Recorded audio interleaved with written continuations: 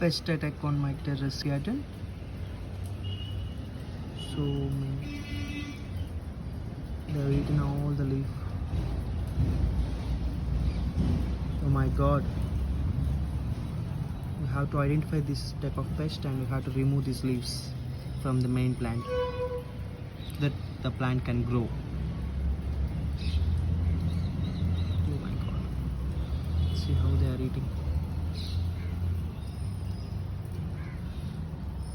Ooh.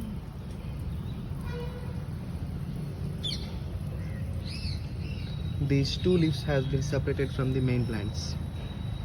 So the main plant is safe now.